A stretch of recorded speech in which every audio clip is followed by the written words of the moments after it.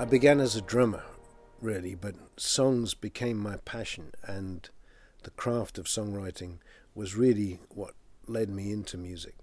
And I've always wanted to do other people's songs. I've done the odd one from time to time, but never the dreaded sort of covers album. And I thought, if I'm going to do that, I'm going to try and do something a bit different with it. And the idea came that if I could get a song swap off the ground, then it would mean that there'd be a dialogue and some relationship with the other writer.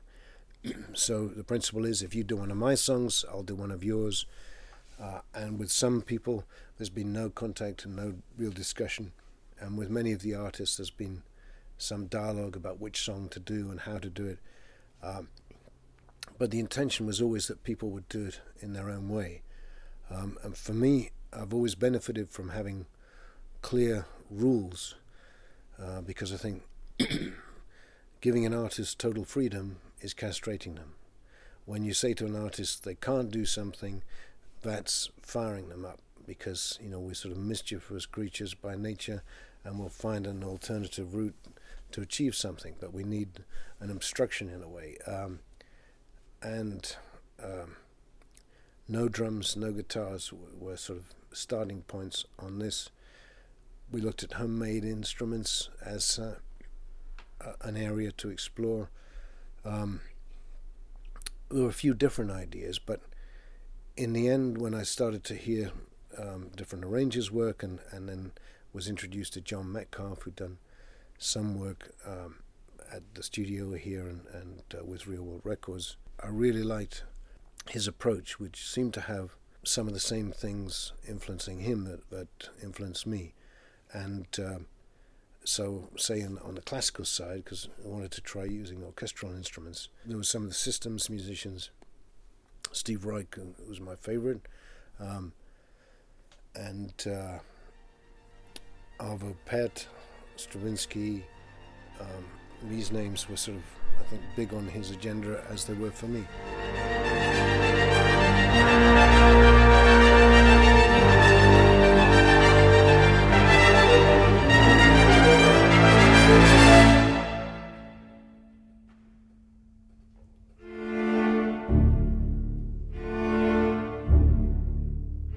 When we'd done about 4 of these arrangements, I think both John and I started realizing that the nature of the undertaking, and there was a lot going on, a lot to do with trying to choose songs, contact artists, and organize the arrangements and so on. And I'd had very good experiences with Bob Ezrin, and particularly with orchestra. I'd done that Randy Newman song for Babe called That'll Do.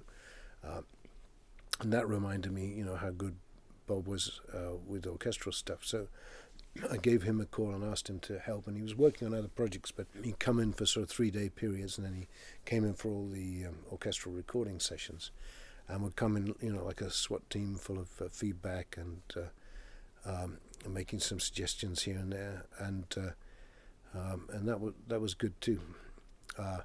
So I think I've been very lucky with all the people I've worked with. Nice. Yay! Which take was that? That was...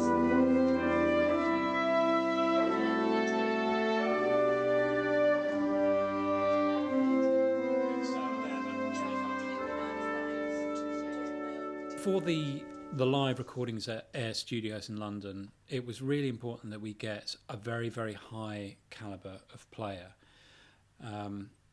There was no point in, the record being let down by shoddy playing or any of that. It had to be as good as we could possibly make it. So we asked some of the very best players in the country. I could check a few, but a lot of the string players were culled from really great British string quartets. A lot of the wind players are principal players with London orchestras or soloists in their own right. And I have to say, there was an amazing atmosphere in the room with that calibre of player going all the way to the back desks and the violins. Everywhere you looked in the brass and wind, there's quality. Any particular person you chose to, it was great. And they all have, because they're chamber music players, they all understood the nature of the chamber music element to it, but they all had the experience of working in studios and playing together as a bigger group as well. And with some of the more complex writing, we were having usable takes from take one, because they're just incredible readers and interpreters. Everyone, we have one little bit to go. 102.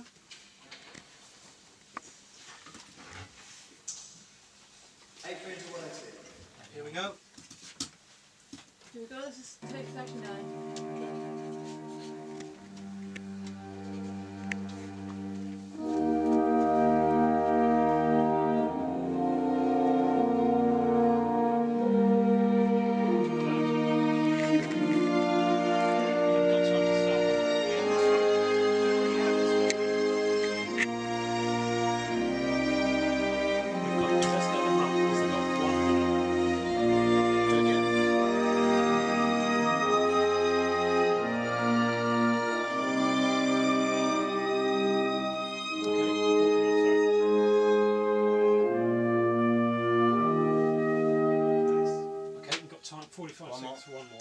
One more of those, please. It was just such a thrill listening, the first time you're in there, hearing that sound coming back at us.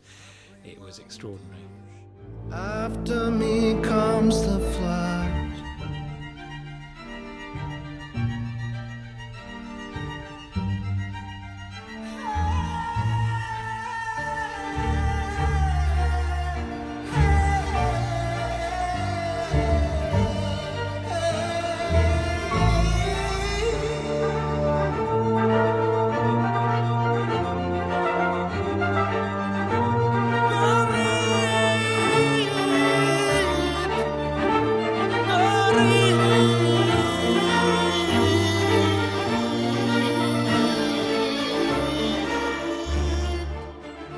Very soon after the recordings in Ayr, Lyndhurst, Dickie and John did some mixes which I think carried a lot of the flavour and the feel and the freshness of those sessions.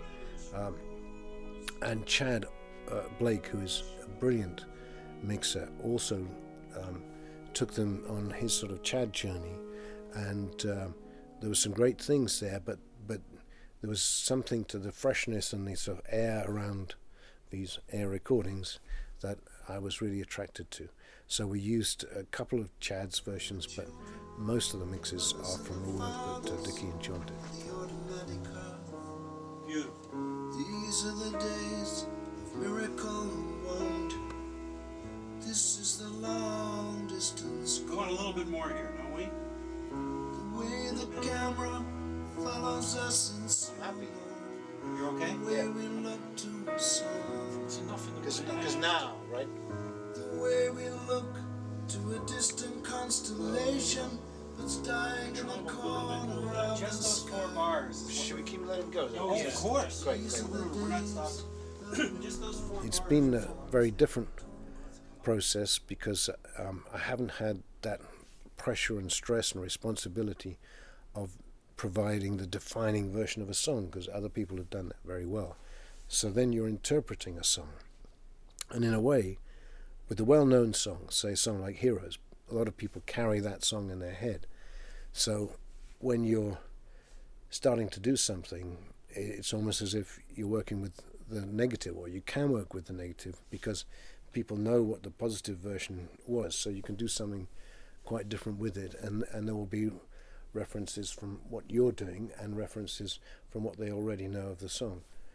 With some of the lesser known songs, obviously that isn't true, but it's been a great process, and some other artists now that I've also wanted to try doing exchanges with have now said they'd like to participate, so I'm sure to do another one. I want to do my own songs next, but after that I think I'll do another project like this. It's been a lot of fun.